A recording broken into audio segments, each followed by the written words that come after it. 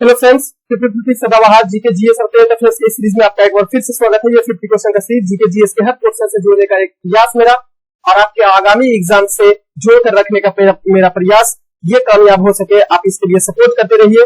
Friends, जिस तरीका से आप हमें प्यार दे रहे हैं, हम उसी तरीका से आपके लिए मेहनत करके कंटेंट को तैयार करेंगे। आगामी एग्जाम्स के लिए इतने इंपॉर्टेंट कंटेंट को तैयार करेंगे ताकि आपको आगामी एग्जाम्स के लिए जीके जीएस के लिए ये 50 क्वेश्चन का सीरीज जो है वो काफी इंपॉर्टेंट हो सके।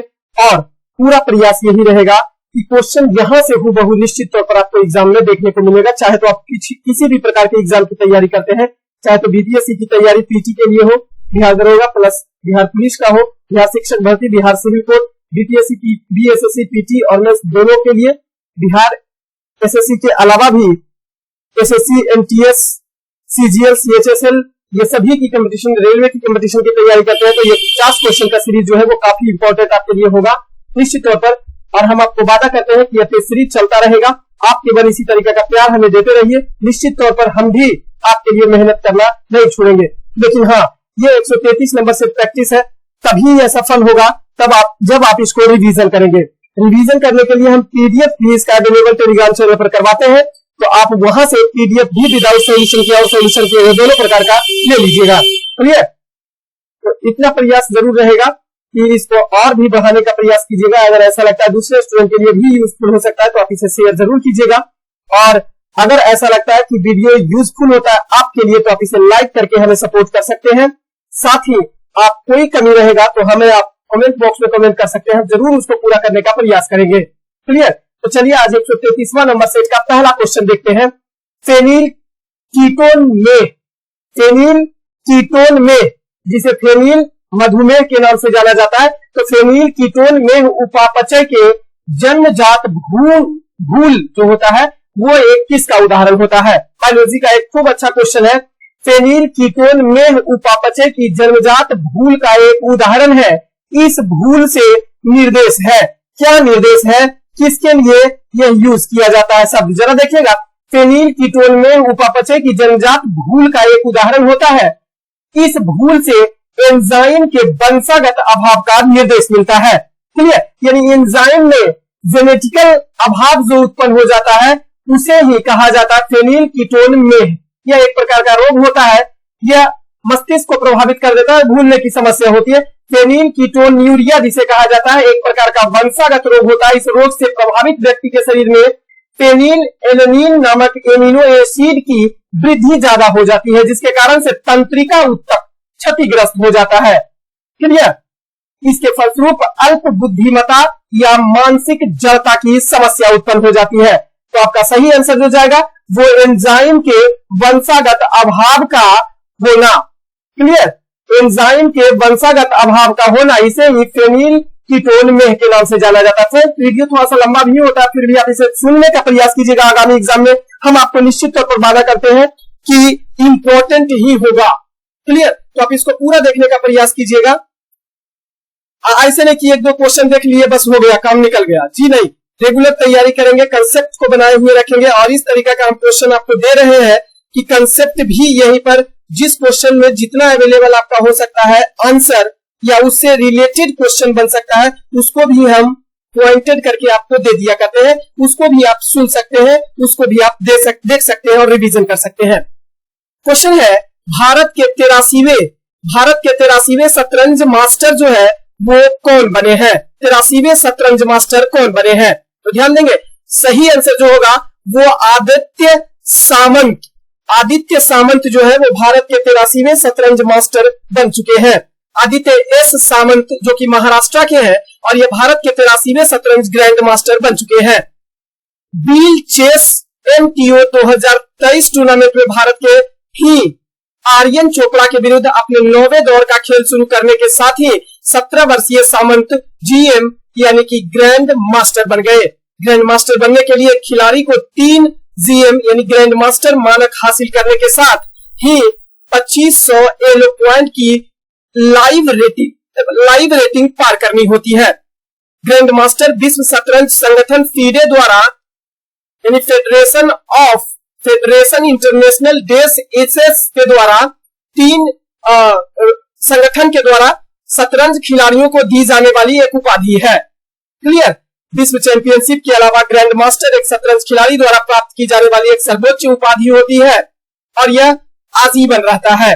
लेकिन हाँ, कुछ अपवाद है, जैसे अगर गलत ठहरा जाने पर या गलत पाए जाने पर उससे यह उपाधि ली जाती है। क्लियर। भारत के 82वें ग्रैंड मास्टर तेलंगाना के 15 वर्षीय शतरंज खिलाड़ी भूपला प्रणीत है। इन्होंने बाकू ओपन 2023 के अंतिम दौर के दौरान अमेरिका के जीएम हंस नीमन को हराकर ग्रैंड मास्टर खिताब को प्राप्त किया था। अब फीडे के बारे में जरा देख लेते हैं। ये जो फीडे है, फाइड रैंक प्रदान किया जाता है शतरंज के खेल में, तो फेडरेशन इंटरनेशनल डेस इचेक्स होता है। यह स्विट्जरलैंड में स्थित एक शतरंज खेल के लिए अंतरराष्ट्रीय संगठन है और इसकी स्थापना 1924 ईस्वी में किया गया था। इसके वर्तमान प्रेसिडेंट की बात करें तो अर्कडी जोकोविच और वाइस प्रेसिडेंट की बात करें तो विश्वनाथन आनंद है। क्लियर। तो 83वें ग्रैंड मास्टर कौन बने? भारत के आदित्य सामंत बने हैं, जबकि 82वें कौन थे? पी प्रणीत थे, जो 15 वर्ष के सबसे युवा शतरंज खिलाड़ी ग्रैंड मास्टर बने थे। नेक्स्ट क्वेश्चन है, पटना के ईस्ट वेस्ट मेट्रो कॉरिडोर के बारे में निम्नलिखित में से कौन सा कथन सही है? अब चूंकि मेरा आपका लक्ष्य है क्वेश्चन देने का कि आपको बिहार से भी कुछ क्वेश्चन को जोड़कर रखे, ताकि बिहार आगामी एग्जाम्स जो आने वाला है वो बिहार का खूब सारा एग्जाम आने वाला है, तो बिहार से भी क्वेश्चन को ऐड करने का मेरा प्रयास रहता है, ताकि आपको बिहार से रिलेटेड चीजों में भी इन्वॉल्व रखे और रिवीजन करवाते रहे। पटना के ईस्ट वेस्ट मेट्रो कॉरिडोर के बारे में निम्नलिखित में से कौन सा कथन जो है वो सही दिया हुआ है? तो जरा देखेंगे, कथन सुनेंगे। यह दानापुर से बेली रोड होते हुए मीठापुर तक विकसित किया जाएगा, बिल्कुल ही सही है। दूसरा है कथन ईस्ट वेस्ट फर्स्ट, क्योंकि ईस्ट वेस्ट ये जो मेट्रो कॉरिडोर है वो दो पार्ट में बनाया जाएगा, ईस्ट वेस्ट फर्स्ट और ईस्ट वेस्ट सेकंड के रूप में भी। क्लियर। कॉरिडोर फर्स्ट और कॉरिडोर सेकंड के रूप में। तो ईस्ट वेस्ट फर्स्ट की लंबाई जो है वो है 17.933 किलोमीटर, ये भी सही है। तीसरा कथन है DMRC, Delhi metro railway corporation को, जिसका पूरा रूप होता है डीएमआरसी का, दिल्ली मेट्रो रेलवे कॉर्पोरेशन को कार्य के लिए ठेका दिया गया है, ये भी कथन इसके बारे में बिल्कुल ही सही है। तो सभी कथन जो तीनों का तीनों है वो बिल्कुल ही Patna east west metro corridor के बारे में सही दिया हुआ है। अब जरा ध्यान से सुनिएगा, पहले चरण में मार्च 2025 तक पटना मेट्रो के 5 स्टेशन पाटलिपुत्र बस टर्मिनल से मलाही पकड़ी के बीच सबसे पहले चालू होगा। 2027 तक पटना मेट्रो रेल 2 कॉरिडोर पर चलने की उम्मीद है और पटना मेट्रो के अंतर्गत कुल 26 मेट्रो स्टेशन बनाए जाने हैं। दानापुर मीठापुर खेमनी चक तक बनने वाले कॉरिडोर फर्स्ट में 14, जबकि पटना जंक्शन से रेलवे स्टेशन से आईएसबीटी तक बनने वाले कॉरिडोर सेकंड में 12 स्टेशन बनाए जाएंगे। दोनों ही कॉरिडोर में 2-2 इंटरचेंज स्टेशन होंगे। दोनों कॉरिडोर मिलकर 32 किलोमीटर से अधिक लंबी मेट्रो रेल परियोजना है। कॉरिडोर फर्स्ट जो है वो 17.933 किलोमीटर का होगा और कॉरिडोर सेकंड जो है वो 14.564 किलोमीटर का होगा। तो दोनों कॉरिडोर को मिलाकर भी आप याद रखेंगे, इससे भी क्वेश्चन आ जाएगा। क्लियर।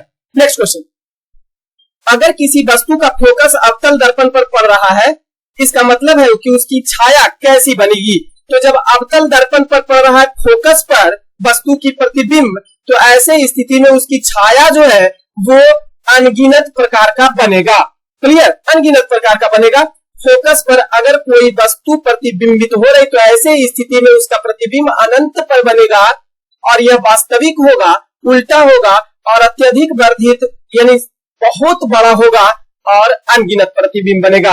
अब देख लेते हैं जरा अवतल दर्पण पर विभिन्न स्थिति जो होता है बिंब का और उससे बने हुए प्रतिबिंब और प्रतिबिंब का आकार तथा प्रतिबिंब की प्रकृति क्या होती है, जरा इसको ध्यान दे दीजिएगा।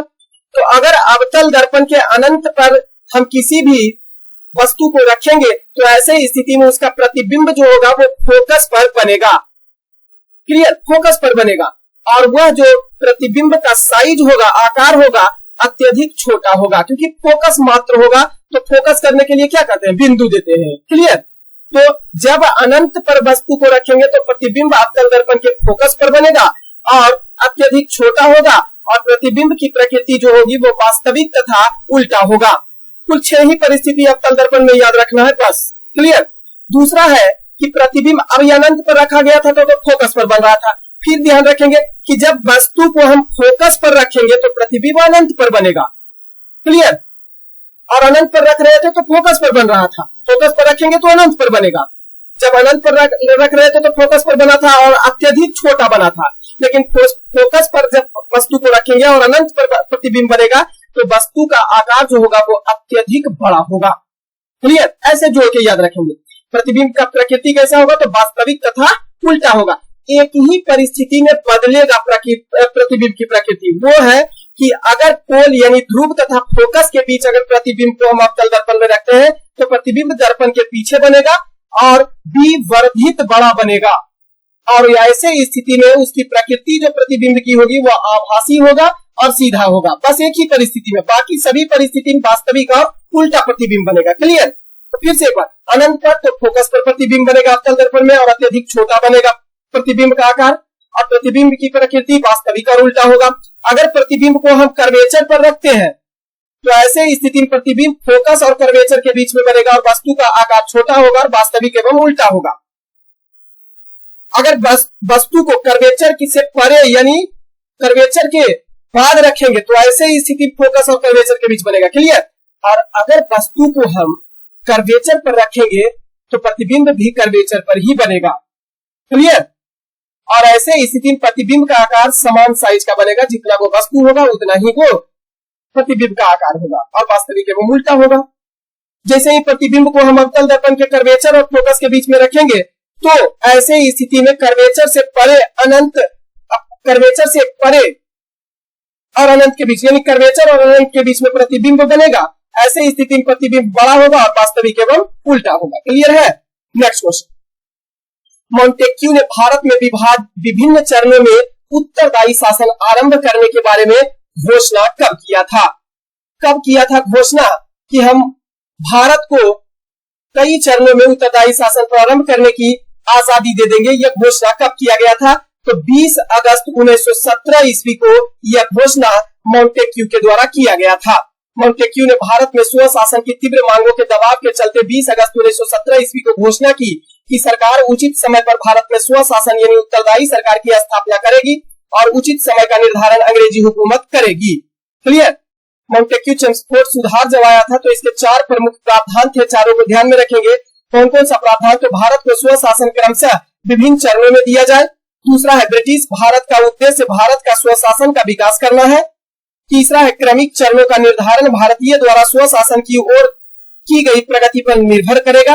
और चौथा है प्रगति की जांच भारत सरकार तथा ब्रिटिश संसद द्वारा की जाएगी। यही चारों बात मॉन्टेक्यू चेम्सफोर्ड सुधार अगस्त 1917 ईस्वी में कहे गए थे। आपको ये भी ध्यान रखना है कि मॉन्टेक्यू चेम्सफोर्ड सुधार जो था वो कब लाया गया था? तो ध्यान रखेंगे 20 अगस्त 1917 ईस्वी को।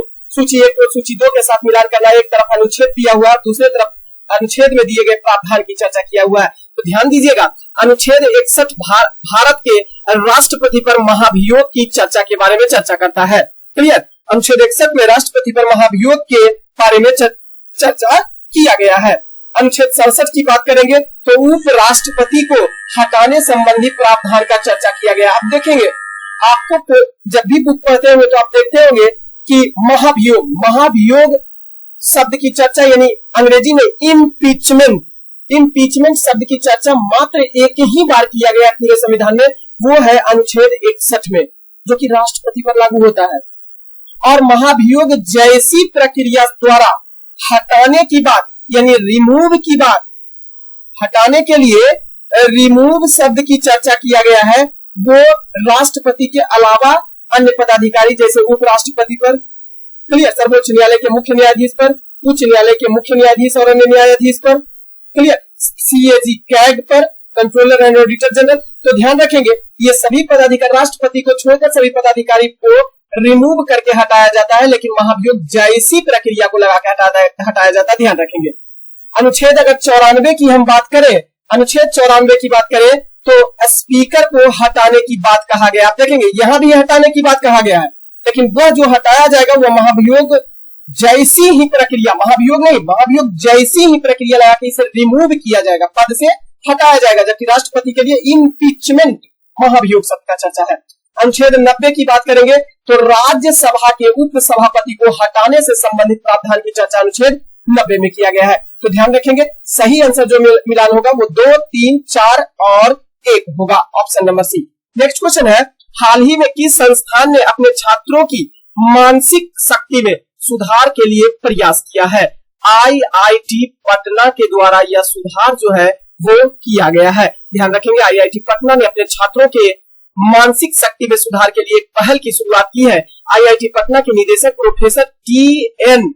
सिंह के अनुसार आईआईटी पटना ने वरिष्ठ छात्रों और अन्य संकायों के साथ सहयोग करके अपने विद्यार्थियों की मानसिक शक्ति में सुधार करने की पहल शुरुआत की है। क्लियर? नेक्स्ट क्वेश्चन पे आईआईटी पटना। नेक्स्ट क्वेश्चन है, दिए गए कथनों के आधार पर कोयले के प्रकार की पहचान कीजिए। अब 3 कथन दिया हुआ, तीनों कथन पढ़ने के लिए दिया है और फिर ऑप्शन में दिया है कि यह तीनों कथन जो है वो किस कोयले से संबंधित या किस से संबंधित। क्लियर? तो तीनों कथन पहले पढ़ लेते हैं। उष्मीय मान राख सामग्री जितना ही उच्च होता है। क्लियर? ये तीनों ही बात कहा गया है कोयला के बारे में। क्लियर? तो 4 ऑप्शन है, एंथ्रासाइट, बिटुमिनस, उप बिटुमिनस और लिग्नाइट। अब ये तीनों कथन कौन से कोयला के बारे में सही मेल होता है देखेंगे। उष्मीय मान राख सामग्री जितना ही उच्च होता है, यह किससे संबंधित है? तो यह संबंधित जो आपका हो जाएगा वो बिटुमिनस से हो जाएगा। क्लियर? क्योंकि बिटुमिनस कोयला जो होता है उसका उष्मीय मान राख सामग्री जितना ही उच्च होता है। उसका नमी की मात्रा करीब 15% तक होती है। ये भी बिटुमिनस के बारे में बिल्कुल सही है। और झारखंड इस प्रकार के कोयले का प्रमुख उत्पादक है। ये भी बात बिटुमिनस के बारे में बिल्कुल ही सही कथन है। तो सही आंसर हो जाएगा बिटुमिनस के बारे में। ये तीनों कथन सही है। बारी बारी से देख लेंगे।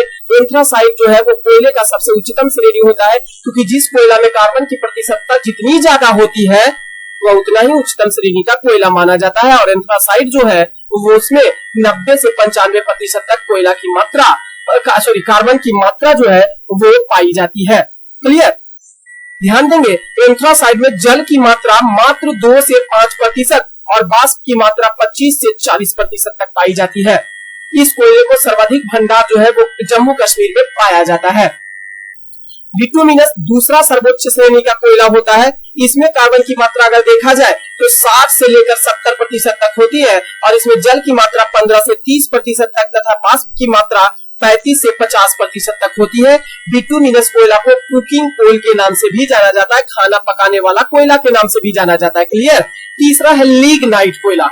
यह तृतीय श्रेणी का सबसे उच्चतम श्रेणी का कोयला होता है। इसे ब्राउन कोल यानी भूरा कोयला के नाम से भी जाना जाता है। इसमें कार्बन की मात्रा 50 से 60 लिग्नाइट में कार्बन की मात्रा, यहाँ पर मिसप्रिंट हो गया, तो कार्बन की मात्रा जो है लिग्नाइट में वो 25 से 30% के बीच कार्बन की मात्रा, और इसमें जल की मात्रा 30 से 55% और वाष्प की मात्रा 35 से 50% तक पाई जाती है।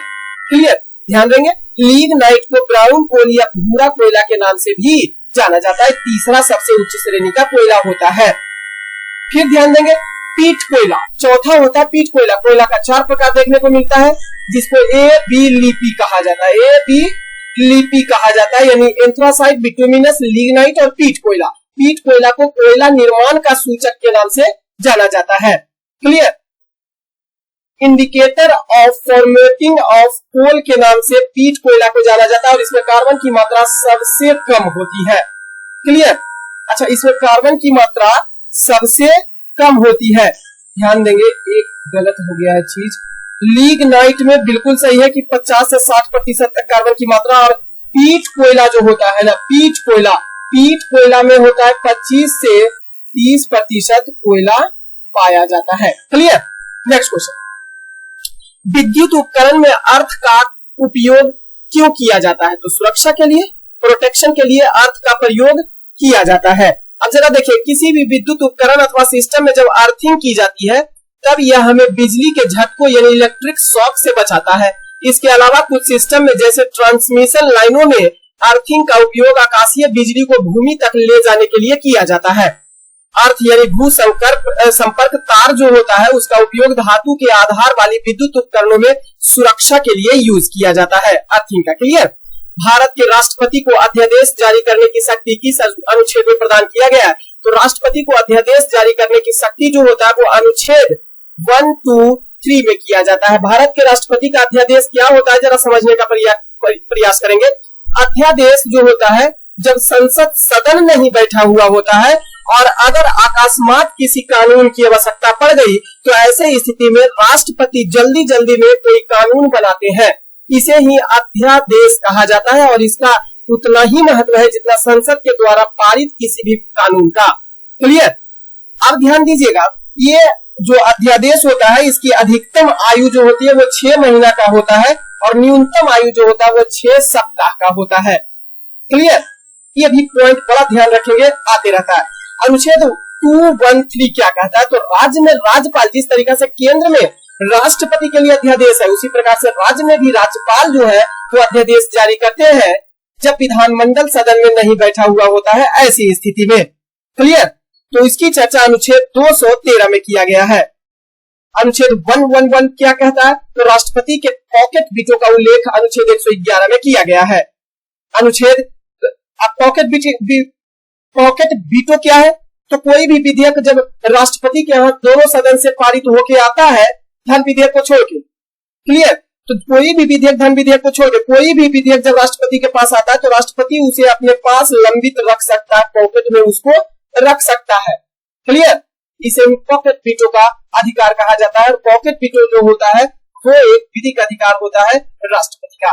ध्यान देंगे। अनुच्छेद 143 क्या कहता है? तो इसके अनुसार जब कभी राष्ट्रपति को ऐसा लगे कि विधि या तथ्य से संबंधित कोई ऐसा मामला उठा है अथवा उठने की संभावना है जो सार्वजनिक महत्व का हो तो राष्ट्रपति उस मामले को सर्वोच्च न्यायालय के सम्मुख परामर्श हेतु भेज सकता है।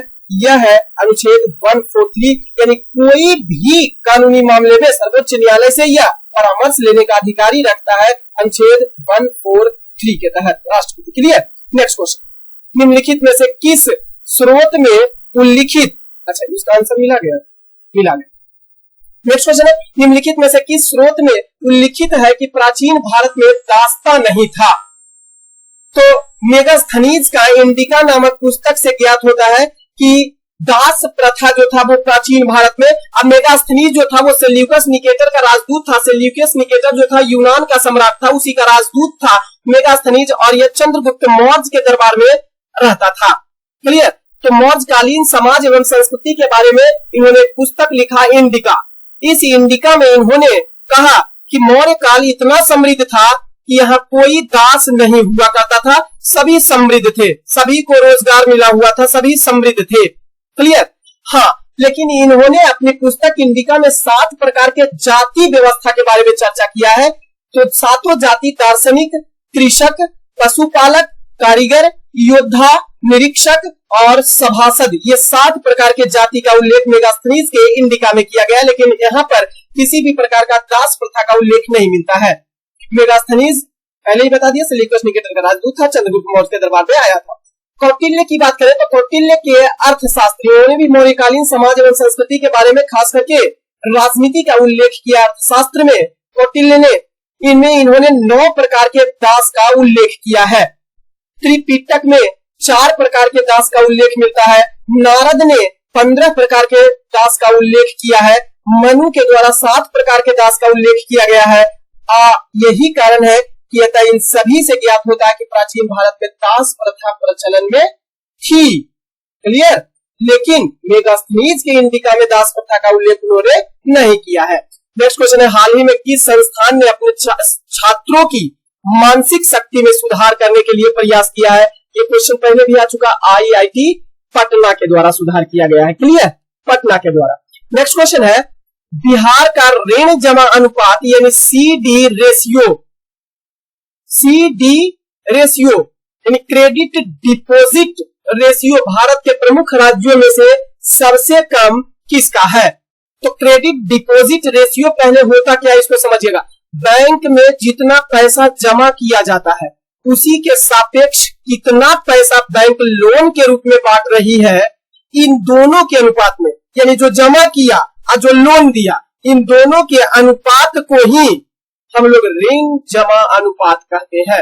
अर्थात सीधा सीधी बैंक के कुल ऋण और कुल जमा के बीच का अनुपात क्रेडिट डिपॉजिट रेशियो यानी ऋण जमा अनुपात कहलाता है। क्लियर? तो बिहार का ऋण जमा अनुपात यानी CD रेशियो जो है वो भारत के प्रमुख राज्यों में तीसरा सबसे कम रहा है।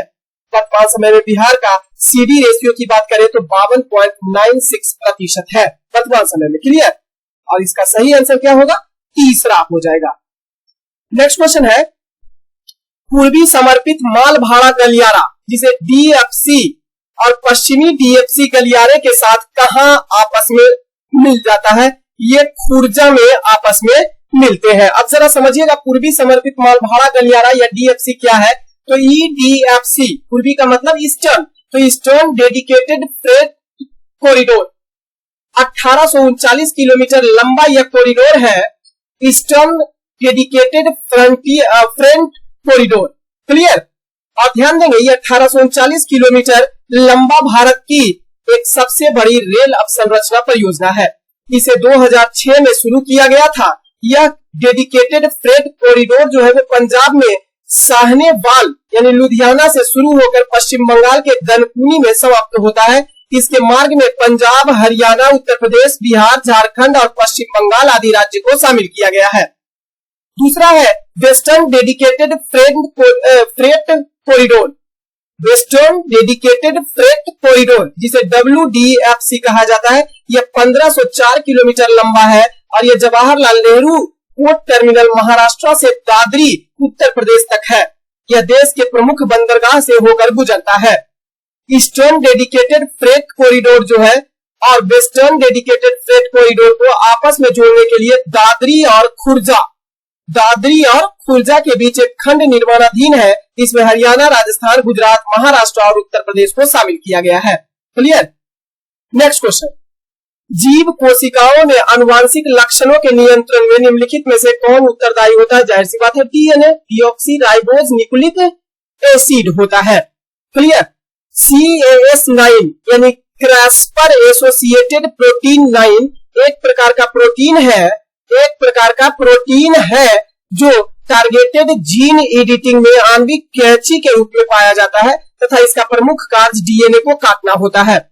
Cas9 जो है यानी CAS9 जो है वो इसके द्वारा कोशिका के जीनोम में डीएनए को निर्धारित स्थान पर काटकर एक जीन को हटाकर अन्य जीनों को प्रतिस्थापित किया जाता है। डीएनए की अब संरचना की बात करें तो सर्वप्रथम वाटसन एवं क्रिक के द्वारा वाटसन एंड क्रिक मॉडल प्रस्तुत किया गया था। डीएनए से आरएनए जब बनता है या संश्लेषण होता है तो इसे अनुलेखन या ट्रांसक्रिप्शन के नाम से जाना जाता है।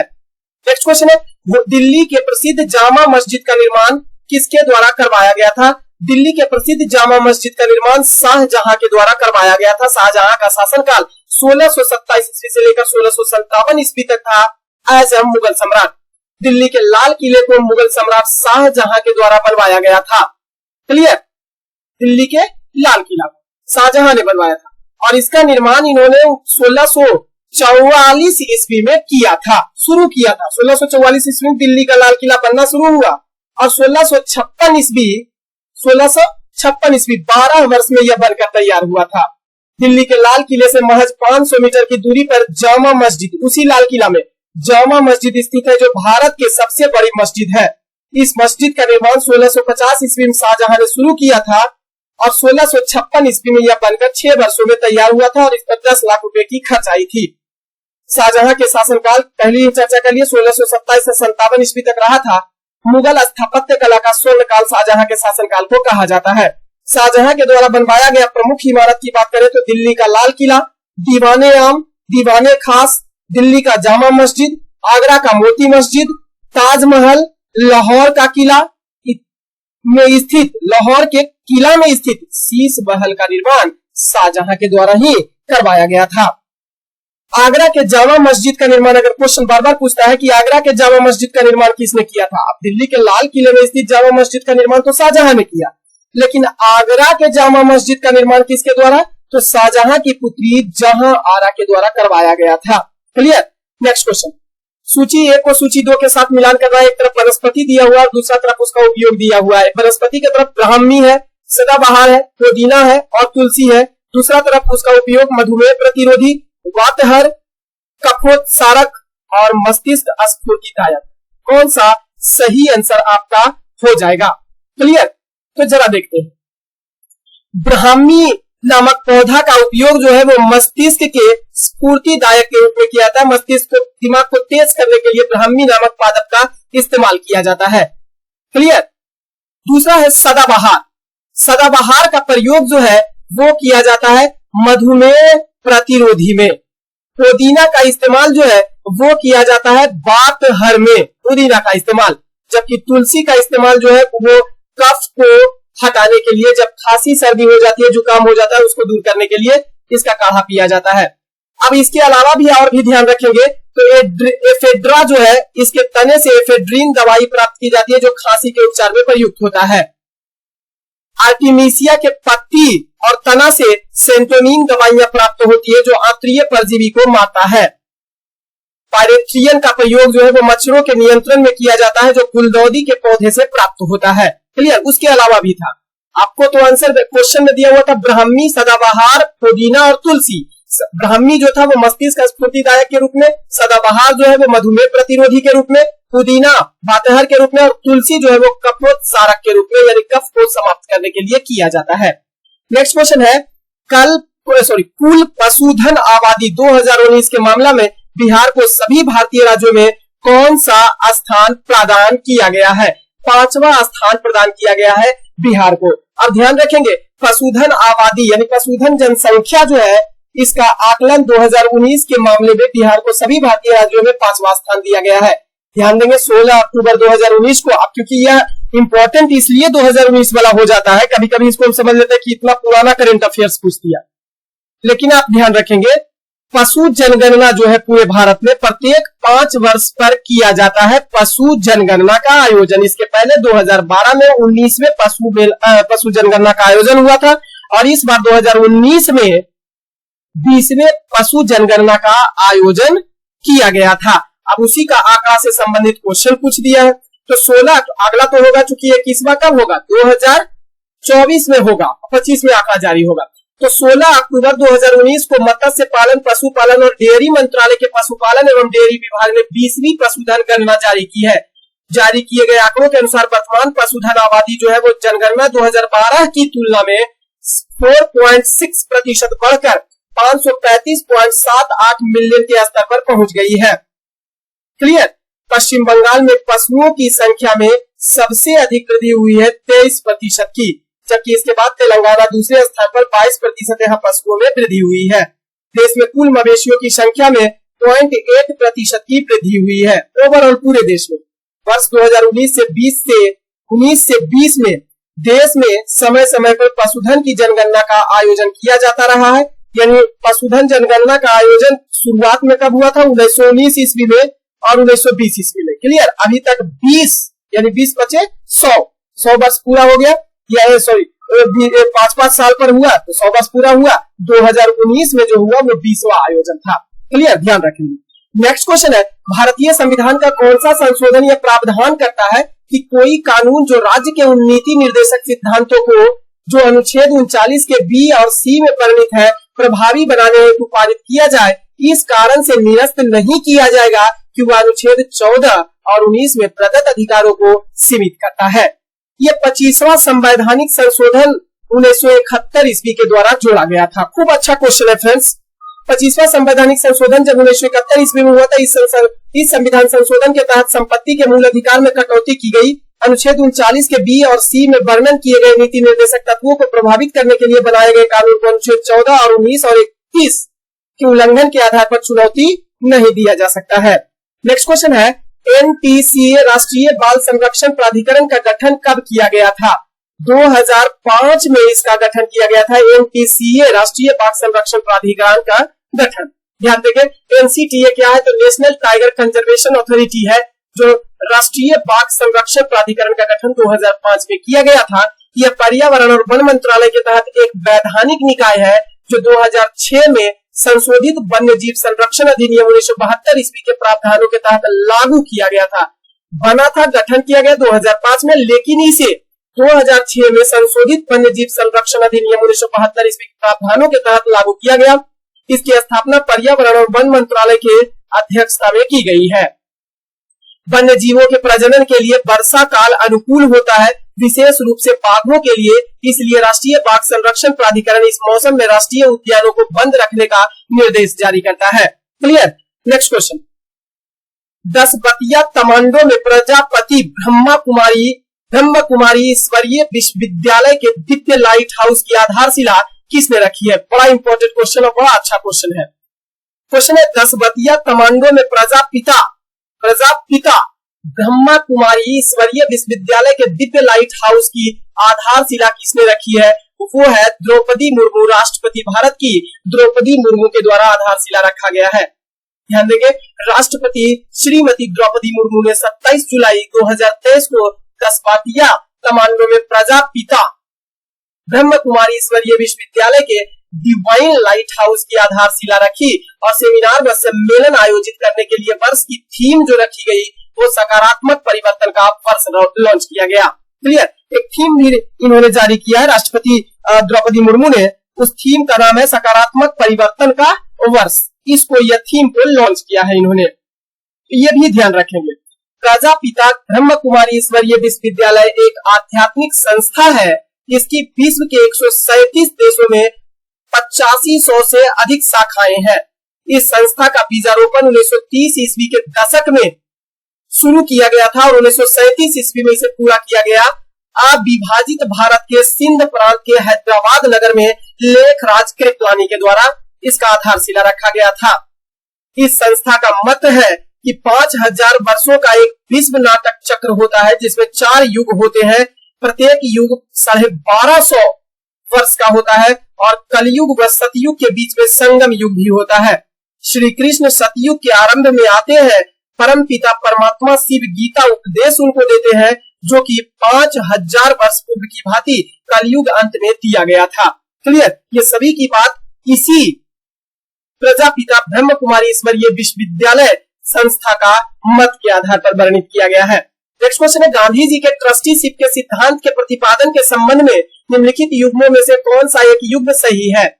दक्षिण अफ्रीका 1903 ईस्वी में इन्होंने गांधी जी ने ट्रस्टीशिप के सिद्धांत का प्रतिपादन किया था दक्षिण अफ्रीका में 1903 ईस्वी में। जरा ध्यान दीजिएगा, गांधी जी दक्षिण अफ्रीका में 1903 ईस्वी में ट्रस्टीशिप के सिद्धांत का प्रतिपादन किया जो संभवतः उपनिषद से प्रभावित है। ईसोपनिषद। अब कौन सा उपनिषद? तो ईसोपनिषद के प्रथम श्लोक को गांधी जी के ट्रस्टीशिप के सिद्धांत का आधार माना जाता है, जिसका अर्थ है कि इस जगत में जो कुछ भी जीवन है वह सब ईश्वर का बसाया हुआ है। इसलिए ईश्वर के नाम से त्याग करके तू यथा प्राप्त भोग किया कर, किसी के धन की वासना नहीं कर। ये बात कहा गया है इस उपनिषद में, जो कि महात्मा गांधी के द्वारा अपने ट्रस्टीशिप के सिद्धांत के तहत ये बात कही गई है। ट्रस्टीशिप गांधी जी का एक सामाजिक आर्थिक दर्शन है जिसमें गांधी जी के शब्दों में कहा गया है, मान लीजिए कि मैं उचित मात्रा में धन या तो विरासत के माध्यम से या व्यापार और उद्योग के माध्यम से प्राप्त किया हूँ। मुझे पता होना चाहिए कि वह सब धन मेरा नहीं है। जो मेरा है वह है लाखों अन्य लोगों द्वारा सम्मानजनक आजीविका का अधिकार है। यह मेरी शेष संपत्ति की है और इसे समुदाय के कल्याणार्थ उपयोग किया जाना चाहिए। कहने का मतलब है कि जो भी धन अर्जित किया जाता है इस ट्रस्टीशिप सिद्धांत के तहत, जो भी धन अर्जित किया जाता है वो सारा का सारा धन हमारा नहीं होता है। चाहे तो वह बिजनेस के माध्यम से तैयार किया गया धन हो, चाहे तो उद्योग धंधा में हो, चाहे किसी भी माध्यम से आप धन कमाए हो, तो जितना उपयोग आपके करने योग्य है वही आपका है। बाकी का एक्स्ट्रा धन जो है वो समाज के हक है उस पर।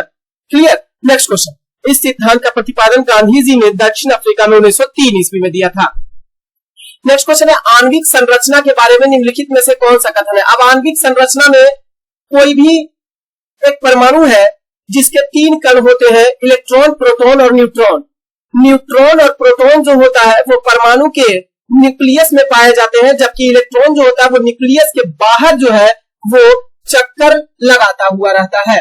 क्लियर। तो ध्यान दीजिएगा, सही आंसर होगा प्रोटॉन तथा न्यूट्रॉन न्यूक्लियस में होते हैं तथा इलेक्ट्रॉन न्यूक्लियस के इर्द गिर्द चक्कर लगाए हुए रहते हैं।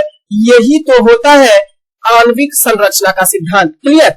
नेक्स्ट क्वेश्चन, भारत किस देश के साथ दूसरी सबसे लंबी सीमा साझा करता है?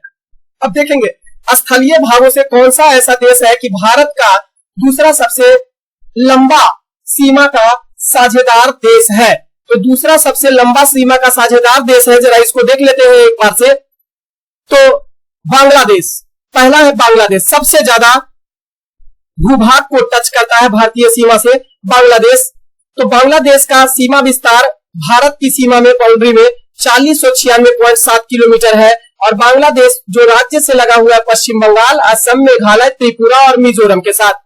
दूसरा स्थान आता है चीन। चीन दूसरे स्थान पर सर्वाधिक भारत का लंबी सीमा साझा करता है। इसकी लंबाई भारतीय सीमा से 3488 किलोमीटर है और यह लद्दाख, हिमाचल प्रदेश, उत्तराखंड, सिक्किम और अरुणाचल प्रदेश राज्य की सीमा को टच करता है। तीसरे स्थान पर पाकिस्तान का नंबर आता है। यह 3323 किलोमीटर बाउंड्री को टच करता है भारत का और यह लद्दाख, जम्मू कश्मीर, पंजाब, राजस्थान और गुजरात राज्य की सीमा को टच करता है। नेपाल की अगर बात करें तो चौथे स्थान पर है बाउंड्री के आधार पर। तो 1751 किलोमीटर जो है वो नेपाल जो है वो भारत के साथ सीमा रेखा का साझा करता है उत्तर प्रदेश, उत्तराखंड, बिहार, पश्चिम बंगाल और सिक्किम राज्य के साथ। म्यांमार पांचवें स्थान पर इस मामले में आता है और 1643 किलोमीटर बाउंड्री को टच करता है भारत का। अरुणाचल प्रदेश, नागालैंड, मणिपुर और मिजोरम राज्य को फॉलो करता है। भूटान की बात करें तो सातवें स्थान पर भूटान का नंबर आता है, छठे स्थान पर भूटान का नंबर आता है। 699 किलोमीटर भूटान जो है वो भारतीय सीमा को टच करता है सिक्किम, पश्चिम बंगाल, असम और अरुणाचल प्रदेश राज्य से। अफगानिस्तान की बात करें तो 106 किलोमीटर सीमा रेखा का सीमांकन किया गया भारत के साथ अफगानिस्तान का और ये केवल एक राज्य लद्दाख पीओके को बाउंड्री को टच करता है। तो सही आंसर जो हो जाएगा वो चीन आपका दूसरे स्थान पर हो जाएगा। पहला कौन है? बांग्लादेश। नेक्स्ट क्वेश्चन है परशुराम कुंड जो है वो एक तीर्थ स्थल है, यह किस राज्य में स्थित है? तो परशुराम कुंड जो है वो एक तीर्थ स्थल अरुणाचल प्रदेश में स्थित है। क्लियर? कहा जाता है कि ऋषिराज, जब परशुराम के पिता ऋषिराज ने अपनी ही पत्नी की हत्या करने के लिए परशुराम को उनकी मां की हत्या करने के लिए कहते हैं, तो ऐसे स्थिति में हत्या करने के उपरांत इसी परशुराम कुंड में वो अपने मां के हत्या के पाप से बचने के लिए इसी कुंड में स्नान करते हैं, जिसके कारण से उसी समय से यह तीर्थ स्थल जो है वो बन गया था। यहाँ पर परशुराम, भगवान परशुराम के कुंड में ही 51 फीट की भगवान परशुराम की प्रतिमा स्थापित किया गया है। यह एक हिंदू तीर्थ स्थल है अरुणाचल प्रदेश में। नेक्स्ट क्वेश्चन है लोक लेखा समिति। अब जरा ध्यान दीजिए, बड़ा इंपॉर्टेंट क्वेश्चन है। लोक लेखा समिति अपनी रिपोर्ट किसे प्रस्तुत करती है? संसद को प्रस्तुत करती है। जरा ध्यान दीजिएगा, लोक लेखा रिपोर्ट जो है वो अपनी रिपोर्ट संसद को प्रस्तुत करती है। लोक लेखा समिति जो होता है वो अनुच्छेद 151 में भारत के नियंत्रक महालेखा परीक्षक को संघ और राज्य सरकारों के लेखा पर अपनी रिपोर्ट राष्ट्रपति या राज्यपाल को प्रस्तुत करनी होती है। यह रिपोर्ट संसद या राज्य विधानमंडल के समक्ष पेश की जाती है। अब ये तो नियंत्रक एवं महालेखा परीक्षक संघ और राज्य सरकार के लेखा पर अपनी रिपोर्ट राष्ट्रपति को देगा या राज्यपाल को देगा, और उसे राष्ट्रपति या राज्यपाल, राष्ट्रपति है तो संसद में उसे प्रस्तुत करेगा, करवाएगा, और अगर राज्यपाल है तो विधानमंडल के समक्ष पेश करवाता है। क्लियर? तो डायरेक्टेड रूप से ध्यान देंगे, लोक लेखा समिति अपनी रिपोर्ट जो है वो संसद को प्रस्तुत करती है। अब वो कौन करवाता है? नियंत्रक एवं महालेखा परीक्षक। ध्यान देंगे, लोक लेखा समिति यानी पब्लिक अकाउंट्स कमेटी जो है वो भारतीय संसद के कुछ चुने हुए सदस्य द्वारा समिति बनाया गया है, जो भारत सरकार के खर्चों की लेखा परीक्षा करता है, खर्चों की जांच करता है, लेखा जांच करता है। यह लोक लेखा समिति, लोक लेखा समिति जो है वो प्राक्कलन समिति की जुड़वा बहन, एस्टीमेट्स कमेटी की जुड़वा बहन, ट्विन सिस्टर के नाम से जाना जाता है लोक लेखा समिति को। लोक लेखा समिति जो है वो 22 सदस्यों की एक समिति है और इन 22 सदस्यों में 15 सदस्य लोकसभा से और 7 सदस्य राज्यसभा से होते हैं, जो 1 वर्ष के लिए निर्वाचित किए जाते हैं। हालांकि इस समिति में राज्यसभा के सदस्य को अस्थायी अतिथि सदस्य के रूप में माना जाता है और लोकसभा सदस्य को अस्थायी सदस्य के रूप में माना जाता है। क्लियर? हालांकि 1 वर्ष के लिए निर्वाचन इसका होता है। राज्यसभा के सदस्य को मत देने का अधिकार इस समिति में नहीं होता है, लेकिन लोकसभा सदस्य को मत देने का अधिकार होता है। लोक लेखा समिति को मिनी यानी लघु संसद के नाम से भी जाना जाता है।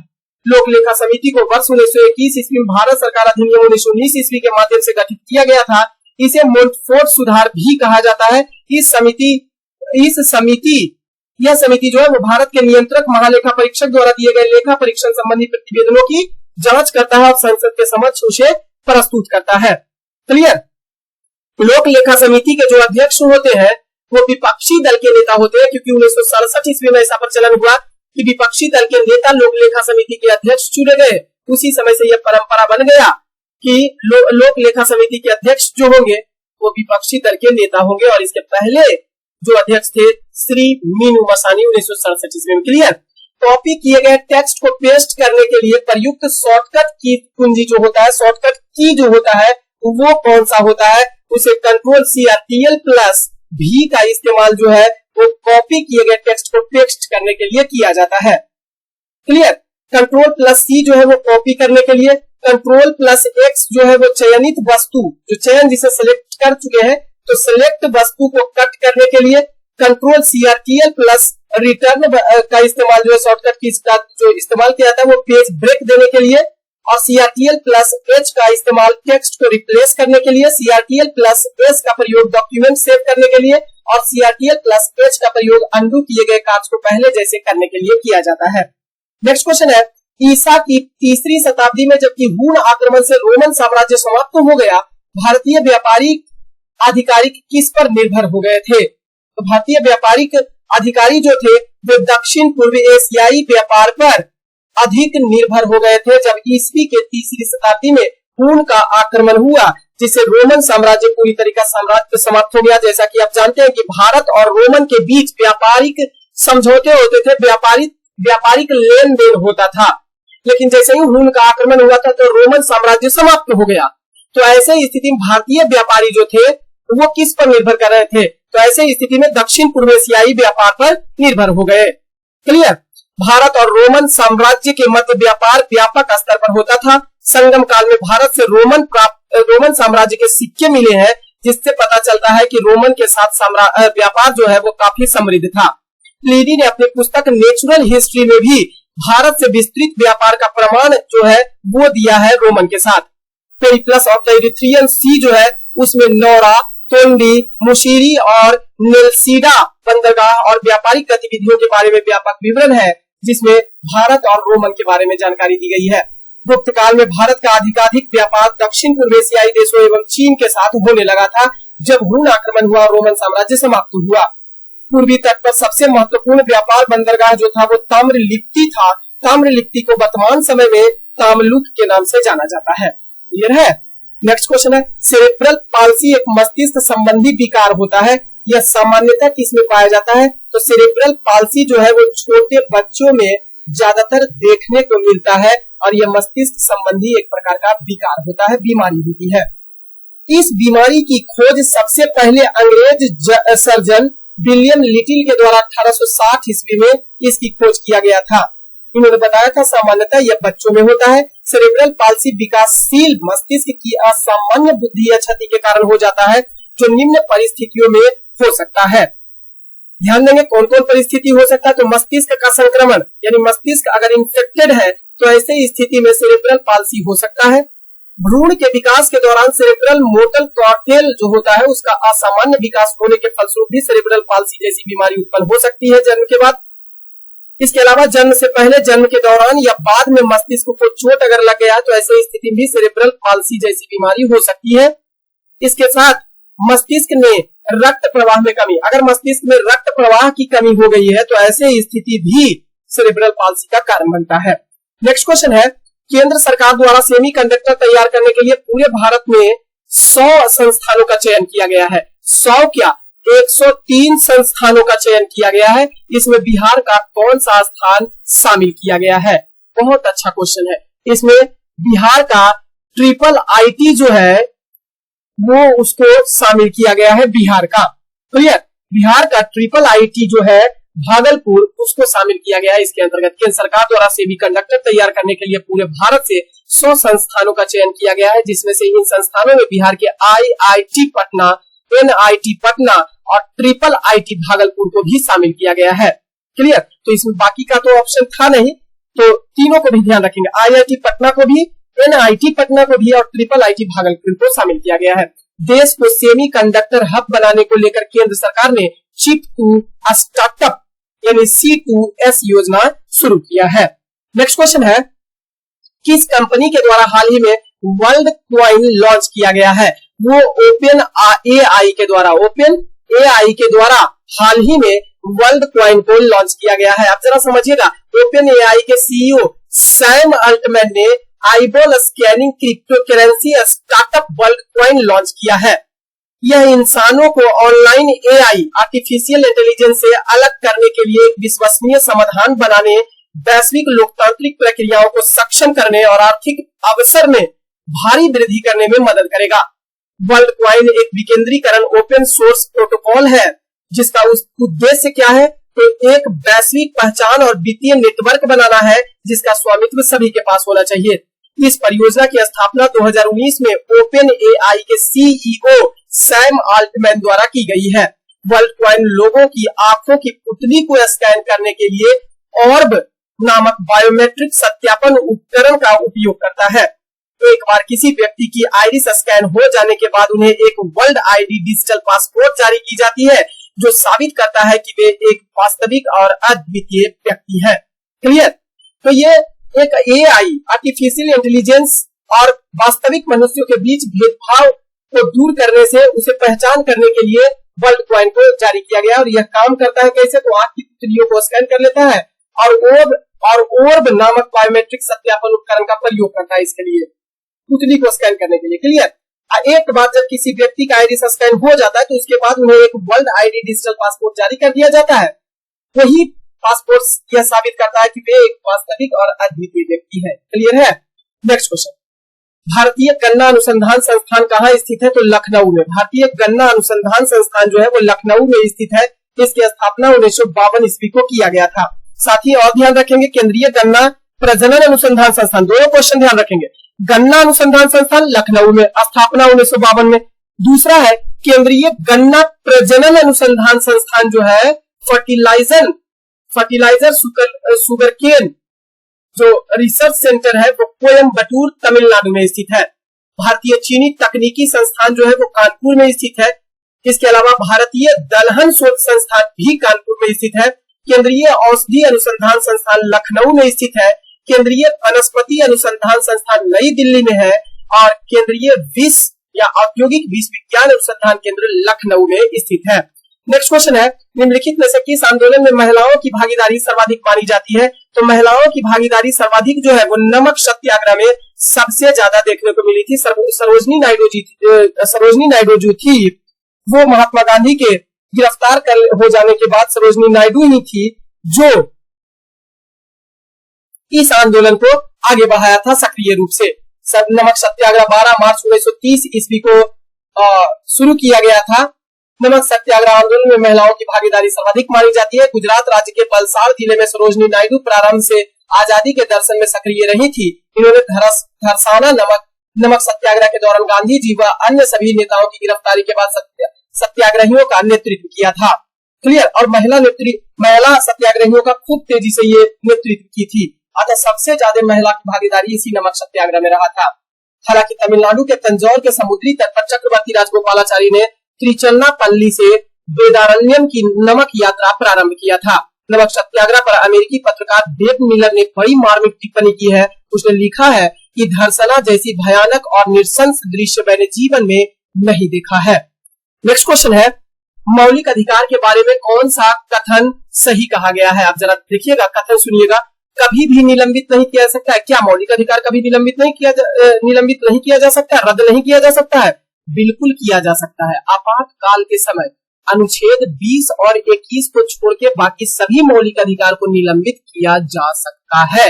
क्लियर? तो ये तो आपका सही आपका नहीं होगा। क्लियर? प्रधानमंत्री के निर्देशों से निलंबित हो सकता है क्या? कभी मौलिक अधिकार प्रधानमंत्री के निर्देशों का पालन करता है? कभी नहीं। राष्ट्रपति के निर्देशों का पालन करता है और संसद के निर्देशों का पालन करता है। क्लियर? राष्ट्रपति की तीसरा है, राष्ट्रपति की इच्छा पर निलंबित हो सकता है। अब ऐसा नहीं कि राष्ट्रपति जब इच्छा राष्ट्रपति का हो जाएगा तब यह निलंबित कर देगा। कुछ खास परिस्थिति में ही निलंबित हो सकता है। क्लियर? चौथा है, आपातकालीन स्थिति में निलंबित किया जा सकता है। हाँ, आपातकालीन स्थिति में ही इसे निलंबित किया जा सकता है। क्लियर? ऑप्शन नंबर डी बिल्कुल सही है मौलिक अधिकार के बारे में। क्लियर। आप जरा ध्यान दीजिएगा, मौलिक अधिकार भारत के संविधान के भाग 3 और अनुच्छेद 12 से लेकर 35 तक वर्णित किया गया है और यह भारतीय नागरिकों को प्रदान किया गया अधिकार है जो सामान्य स्थिति में सरकार द्वारा सीमित नहीं किए जा सकते और इनकी सुरक्षा का प्रहरी सर्वोच्च न्यायालय के पास है। यह अमेरिकी संविधान से भारतीय संविधान में लिया गया है। मौलिक अधिकार को वर्तमान समय में कुल 6 प्रकार का मौलिक अधिकार दिया गया भारतीय नागरिकों को। समता का अधिकार, समान स्वतंत्रता का अधिकार, शोषण के विरुद्ध अधिकार, धर्म की स्वतंत्रता का अधिकार, संस्कृति और शिक्षा संबंधी अधिकार, संवैधानिक उपचारों का अधिकार। जिसमें समता एवं समानता का अधिकार की चर्चा अनुच्छेद 14 से लेकर 18 तक किया गया है। स्वतंत्रता का अधिकार 19 से लेकर 22 तक किया गया है। शोषण के विरुद्ध अधिकार अनुच्छेद 23 से लेकर 24 में किया गया है। धर्म की स्वतंत्रता का अधिकार अनुच्छेद 25 से लेकर 28 में किया गया है। संस्कृति और शिक्षा संबंधी अधिकार की चर्चा अनुच्छेद 29 एवं 30 में किया गया एवं संवैधानिक उपचारों के अधिकार की चर्चा अनुच्छेद 32 में किया गया है। क्लियर। नेक्स्ट क्वेश्चन है, निम्नलिखित में से कौन सा युग्म सही सुमेलित इसमें से नहीं किया गया है। जरा देखिएगा, धोवन सोडा जो है वो सोडियम कार्बोनेट है। क्या धोवन सोडा को सोडियम कार्बोनेट कहा जाता है? बिल्कुल सही है, धोवन सोडा को सोडियम कार्बोनेट कहा जाता है। Baking soda sodium hydrogen carbonate है। Baking soda sodium hydrogen carbonate है, बिल्कुल सही है। बेकिंग सोडा NaHCO3 होता है। क्लियर। या इसे खाने वाला सोडा के नाम से भी जाना जाता है। नीला थोथा कॉपर सल्फेट, बिल्कुल सही है। Plaster of Paris calcium carbonate. क्या प्लास्टर ऑफ पेरिस जो है वो कैल्शियम कार्बोनेट है? जी नहीं, प्लास्टर ऑफ पेरिस गलत हो जाएगा, ये कैल्शियम कार्बोनेट नहीं होता है। जरा मिलान कर लीजिएगा, देख लीजिएगा। सोडियम कार्बोनेट एक अकार्बनिक यौगिक है जिसका रासायनिक सूत्र Na2CO3 होता है। हालांकि इसका आणविक सूत्र Na2CO3 × 10H2O होता है। क्लियर। सोडियम कार्बोनेट डेकाहाइड्रेट होता है। क्लियर।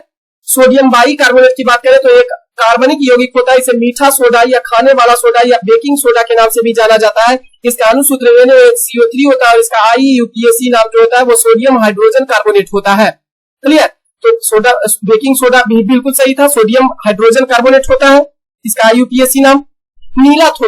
नीला थोथा को टूटिया के नाम से जाना जाता है। इसे कॉपर सल्फेट भी कहा जाता है और यह एक अकार्बनिक यौगिक होता है जिसका रासायनिक सूत्र CuSO4 × H2O होता है। इसे क्यूप्रिक सल्फेट के नाम से भी जाना जाता है। नेक्स्ट क्वेश्चन है, इनमें से कौन सी प्राथमिक मेमोरी का उदाहरण है? अब देखिएगा, कौन इसमें से प्राथमिक मेमोरी का उदाहरण होता है? बहुत अच्छा क्वेश्चन है। 4 ऑप्शन है। CD है, पहला में CD है कॉम्पैक्ट डिस्क, दूसरा में है रैम, तीसरा में है DVD और चौथा में है USB। कौन इसमें प्राथमिक मेमोरी का उदाहरण होता है? जरा देखिएगा, प्राइमरी मेमोरी किसको कहते हैं? तो कंप्यूटर की मुख्य मेमोरी जो मेन मेमोरी होती है उसे ही प्राइमरी मेमोरी कहा जाता है और यह एक अस्थायी मेमोरी होती है, यानी कि यह एक टेम्पररी मेमोरी का उदाहरण होता है। अब और भी विस्तार देखिएगा कंप्यूटर मेमोरी के बारे में। तो कंप्यूटर मेमोरी देखिए 2 प्रकार का है, एक प्राइमरी होता है और दूसरा सेकेंडरी होता है। प्राइमरी मेमोरी को इंटरनल मेमोरी के नाम से भी जाना जाता है या इसे ही मेन मेमोरी कहा जाता है। आंतरिक मेमोरी और मुख्य मेमोरी के नाम से भी जाना जाता है। क्लियर। किसको? प्राइमरी मेमोरी को। जबकि सेकेंडरी मेमोरी को एक्सटर्नल मेमोरी, जिसको बाद में ऊपर से जोड़ते हैं, एक्सटर्नल मेमोरी या इसी को ऑक्सिलरी मेमोरी या सहायक मेमोरी कहा जाता है सेकेंडरी मेमोरी को। क्लियर। प्राइमरी मेमोरी 2 प्रकार का होता है, एक होता है रैम और दूसरा होता है रोम। प्राइमरी मेमोरी 2 प्रकार का, एक रैम होता है और दूसरा रोम होता है। क्लियर है।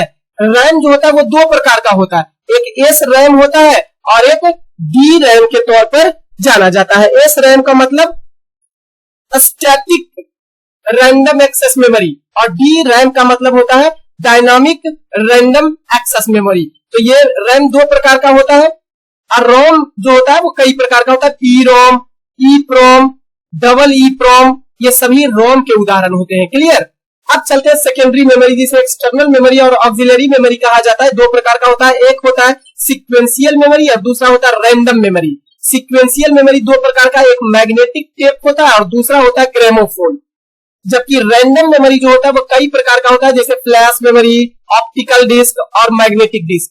मैग्नेटिक डिस्क के अंतर्गत हार्ड डिस्क और फ्लॉपी डिस्क को रखा जाता है, जबकि ऑप्टिकल डिस्क के रूप में CD यानी कॉम्पैक्ट डिस्क तथा DVD के रूप में शामिल किया जाता है तथा फ्लैश मेमोरी जो होता है उसे पेन ड्राइव और मेमोरी कार्ड के नाम से जाना जाता है। क्लियर। तो इसमें प्राथमिक मेमोरी का उदाहरण कौन हो गया?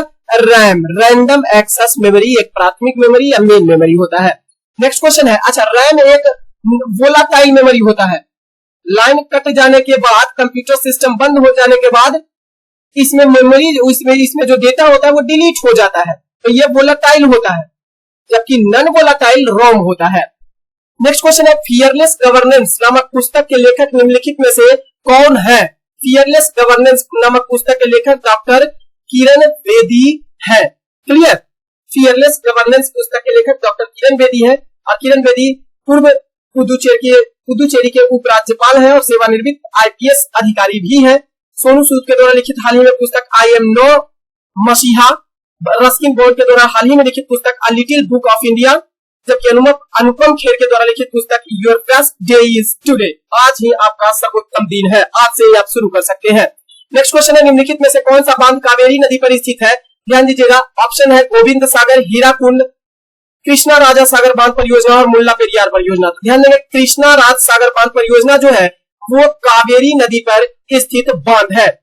गोविंद सागर बांध की बात करेंगे तो सतलज नदी पर स्थित है पंजाब में। हीराकुंड बांध जो है वो उड़ीसा में महानदी पर स्थित है। मुल्ला पेरियार नदी पर स्थित है और वो है पेरियार नदी केरल में। क्लियर? नेक्स्ट क्वेश्चन, कांग्रेस दल की उग्र शाखा ने, जिसके एक प्रमुख नेता जवाहरलाल नेहरू ने इंडिपेंडेंस फॉर इंडिया लीग की स्थापना की, इसकी स्थापना किसके विरोध में की गई थी? तो यह नेहरू रिपोर्ट के विरोध में किया गया था इंडिपेंडेंस फॉर इंडिया लीग की स्थापना। ध्यान दीजिएगा, इंडियन इंडिपेंडेंस लीग एक राजनीतिक संगठन था जो 1920 से 1940 ईस्वी तक भारत से बाहर रहने वाले ऐसे लोगों को संगठित करने के लिए बनाया गया था, जो भारत से बाहर रहते थे। यह भारत से ब्रिटिश औपनिवेशिक शासन को हटाए जाने का समर्थन किया करते थे। इंडिपेंडेंस फॉर इंडिया लीग की स्थापना नेहरू रिपोर्ट के समझौते के विरोध में जवाहरलाल नेहरू के द्वारा की गई थी और इसके पहले अध्यक्ष श्रीनिवास अयंगर को बनाया गया था। नेक्स्ट क्वेश्चन है, निम्नलिखित में से कौन सा एक पादपों के लिए आवश्यक सूक्ष्म पोषक नहीं होता है? अब देखिएगा, पौधे के लिए कुल 3 प्रकार के पोषक तत्व होते हैं। पहला होता है सूक्ष्म पोषक तत्व, दूसरा होता है मुख्य पोषक तत्व और तीसरा होता है द्वितीय पोषक तत्व। क्लियर?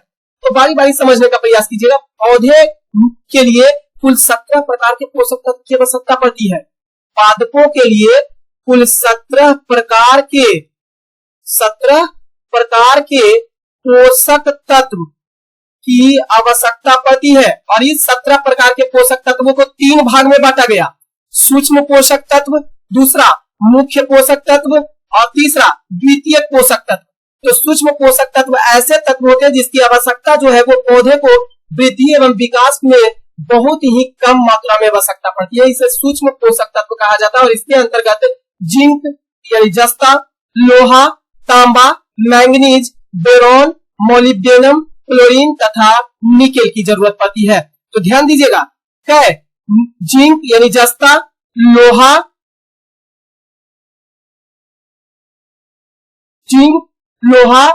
तांबा, मैंगनीज, बोरॉन, मोलिब्डेनम, क्लोरीन और निकेल, ये 8 के 8 सूक्ष्म पोषक तत्व पौधे को होते हैं। क्लियर? 17 हम ध्यान रखेंगे। जस्ता हो गया, लोहा, तांबा, मैंगनीज, बोरॉन, मोलिब्डेनम, क्लोरीन और निकेल, ये 8 पोषक तत्व सूक्ष्म पोषक तत्व के अंतर्गत शामिल हो गया। पौधे का मुख्य पोषक तत्व में के अंतर्गत जिस तत्व की मात्रा पौधे को अधिक मात्रा में होती है उसे मुख्य पोषक तत्व कहा जाता है। इसमें कार्बन, हाइड्रोजन, ऑक्सीजन, नाइट्रोजन और फास्फोरस एवं पोटास को शामिल किया जाता है। क्लियर? 6 गो इसमें हो गया, तो 8 6 14। क्लियर? आप मुख्य पोषक तत्व में carbon, hydrogen, oxygen, carbon, hydrogen CHONF और P। Clear? Carbon, hydrogen, oxygen, nitrogen, phosphorus और पोटास, इतने तत्वों को मुख्य पोषक तत्व के रूप में शामिल किया जाता है। यानी 8 6 14 समाप्त हो गया। अब द्वितीय पोषक तत्व के अंतर्गत पौधे को इस वर्ग के तत्वों के पौधे की आवश्यकता मुख्य पोषक तत्वों की अपेक्षा कम पड़ती है, तो उसे द्वितीय पोषक तत्व कहा जाता है। क्लियर? मुख्य पोषक तत्व उसे कहा जाता है जो सबसे ज्यादा जरूरत पड़ेगा पौधा का, और द्वितीय पोषक तत्व जो मुख्य पोषक तत्व से कम आवश्यकता पड़ेगा। इसके अंतर्गत 3 कैल्शियम, मैग्नीशियम एवं सल्फर को रखा जाता है। क्लियर? तो सभी याद हो गया। उधर 8 6 14 3 17। नेक्स्ट क्वेश्चन है, तो आपको सही आंसर जो मिलान हो जाएगा, सूक्ष्म पोषक तत्व के अंतर्गत किसे शामिल नहीं किया था? बोरॉन तो है, जिंक तो है, सोडियम नहीं है। सोडियम नहीं है। क्लियर, कॉपर तांबा तो है ही। नेक्स्ट क्वेश्चन, नवंबर 2022 में जारी की गई सेंटर फॉर मॉनिटरिंग इकोनॉमिक की रिपोर्ट के अनुसार बेरोजगारी के मामले में, यहां पे गलत, बेरोजगारी के मामले में हरियाणा कौन सा स्थान पर है? तो बेरोजगारी के मामले में हरियाणा जो है वो नवंबर 2022 में जारी की गई centre for monitoring economic report में हरियाणा पहले स्थान पर है। क्लियर, देश में सबसे कम बेरोजगारी दर वाला राज्य जो है वो छत्तीसगढ़ पहले स्थान पर है। अच्छा, हरियाणा में बेरोजगारी की दर सबसे ज्यादा है, देश में सबसे कम बेरोजगारी का पहला राज्य है छत्तीसगढ़, सबसे कम बेरोजगारी छत्तीसगढ़ में, और हरियाणा में सबसे ज्यादा बेरोजगारी है, यानी पहले स्थान पर बेरोजगारी के मामला में। क्लियर, और दूसरे सबसे ज्यादा बेरोजगारी राज्य जो है वो राजस्थान का है। क्लियर। नेक्स्ट क्वेश्चन, हाल ही में आए टाइफून डोक्सुरी के कारण इनमें से कौन सा देश प्रभावित नहीं होगा? चीन प्रभावित हुआ है, फिलीपींस प्रभावित हुआ है, ताइवान प्रभावित हुआ है, लेकिन भारत इससे प्रभावित नहीं होगा। क्लियर, टाइफून डोक्सुरी उत्तरी फिलीपींस को पार करने के बाद धीरे धीरे चीन सागर को भी प्रभावित किया, साथ ही इससे ताइवान को भी खतरा बरकरार है। डोक्सुरी को ईगे के नाम से भी जाना जाता है। यह श्रेणी 3 के तूफान के बराबर हवा की गति के साथ प्रशांत महासागर से होकर गुजरने वाला एक उष्णकटिबंधीय चक्रवात है। अब तूफान की बात करेंगे, किसे कहा था? इस शब्द का इस्तेमाल उन तूफानों पर लागू होता है जो उत्तरी अटलांटिक, उत्तर पूर्वी प्रशांत कैरेबियन सागर या मैक्सिको की खाड़ी में उत्पन्न होते हैं, जबकि टाइफून जो है वो उन तूफान पर लागू होता है जो उत्तरी पश्चिम प्रशांत क्षेत्र में विकसित होता है और एशिया को प्रभावित करते हैं। उसके लिए टाइफून शब्द का इस्तेमाल किया जाता है। क्लियर, और चीन और जापान में ज्यादा इस्तेमाल इसका होता है टाइफून के रूप में। नेक्स्ट क्वेश्चन है, मंझगांव खान किसके लिए जाना जाता है? हीरे की खान के लिए मंझगांव खान जाना जाता है। मध्य प्रदेश में स्थित है यह, मध्य प्रदेश के पन्ना जिले में स्थित है मंझगांव खदान, जो हीरे के लिए सबसे प्रसिद्ध है। इसका उल्लेख एक फ्रांसीसी यात्री मनी व्यापारी जीन बैप्टिस्ट टर्बनियर ने अपने पुस्तक ट्रेवल्स ऑफ इंडिया में किया है। एमएनडीसी नेशनल मिनरल्स डेवलपमेंट कॉर्पोरेशन की स्थापना की बात करें तो 1958 ईस्वी में हुई थी और इसका मुख्यालय हैदराबाद में स्थित है। नेक्स्ट क्वेश्चन है, मंत्री परिषद का सदस्य बिना राज्य विधानसभा, यानी मंत्री परिषद का सदस्य बने बिना राज्य विधानसभा का अगर सदस्य कोई बन गया है तो कितने समय तक अपने पद पर रह सकता है?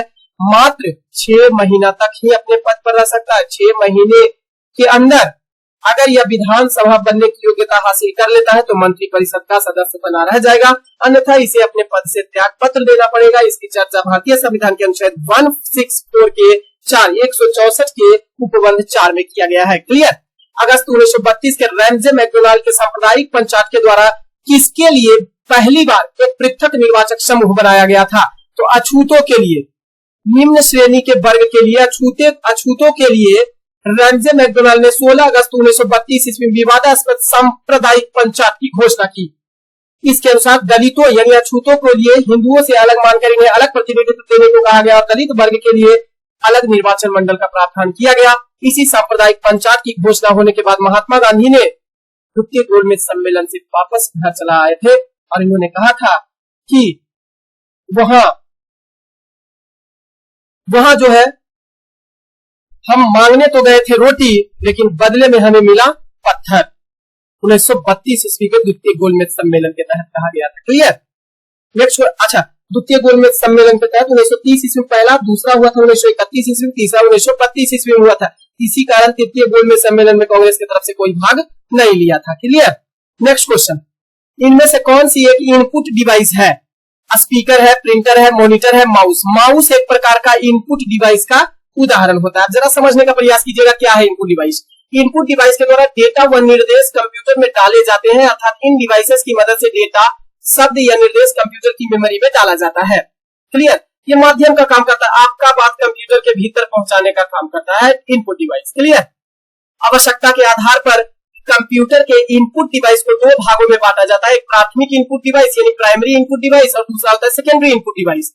प्राइमरी इनपुट डिवाइस के अंतर्गत इसके प्रयोग के बिना हम कंप्यूटर को सरलता से चला नहीं सकते हैं या उसे ऑपरेट नहीं कर सकते हैं, जैसे कीबोर्ड और माउस। अगर कीबोर्ड और माउस नहीं रहेगा तो सामान्य तौर पर हम कंप्यूटर डिवाइस को नहीं चला सकते हैं। इसे प्राइमरी इनपुट डिवाइस कहा जाता है, कीबोर्ड और माउस को। जबकि सेकेंडरी इनपुट डिवाइस जो होता है वे इनपुट डिवाइसें होती हैं जिनके बिना कंप्यूटर को संचालित तो किया जा सकता है, पर यदि हम अपनी जरूरत के आधार पर एक विशेष प्रकार के डेटा को इंटर और इनपुट कराना चाहें तो इनका प्रयोग हमें अनिवार्य रूप से ही करना पड़ेगा ऐसे इनपुट डिवाइस का। क्लियर।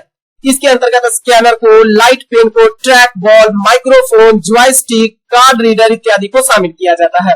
क्लियर है। नेक्स्ट क्वेश्चन, निम्नलिखित में से कौन सा रक्त के हीमोग्लोबिन के साथ अनुत्क्रमणीय संश्लिष्ट बना देता है?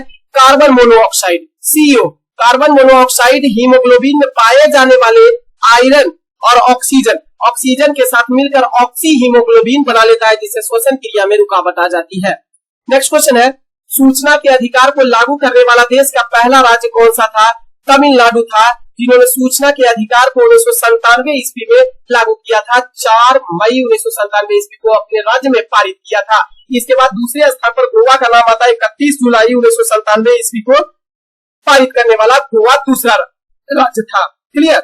संसद ने मई 2005 में राष्ट्रीय सूचना अधिकार अधिनियम 2005 को अधिनियमित किया था और 2005 के RTI अधिनियम राइट टू इंफॉर्मेशन को 15 मई को राष्ट्रपति की स्वीकृति मिली और 12 अक्टूबर 2005 को इसे पूरी तरीके से पूरे भारत में लागू कर दिया गया। क्लियर। नेक्स्ट क्वेश्चन, हाल ही में घोषणा के अनुसार 17वें प्रवासी भारतीय दिवस सम्मेलन 2022 के मुख्य अतिथि कौन रहे थे? मोहम्मद इरफान अली जो थे वो 2022 के मुख्य अतिथि 17वें प्रवासी भारतीय दिवस सम्मेलन के रहे थे और यह सम्मेलन 8 से 14 जनवरी 2023 को मध्य प्रदेश के इंदौर में आयोजित किया गया था। क्लियर। नेक्स्ट क्वेश्चन, इनमें से कौन थर्मोन्यूक्लियर फ्यूजन रिएक्टर का एक उदाहरण होता है? तो नाभिकीय बम जो होता है वो हाइड्रोजन बम जो होता है वो नाभिकीय फ्यूजन पर, थर्मोन्यूक्लियर फ्यूजन पर आधारित होता है, नाभिकीय संलयन पर आधारित होता है। देखेंगे संलयन क्या है, जब छोटे छोटे अणु मिलकर एक बड़े अणु का निर्माण करते हैं जिसके कारण से ऊर्जा मुक्त होती है, उसे ही कहा जाता है फ्यूजन रिएक्टर। क्लियर।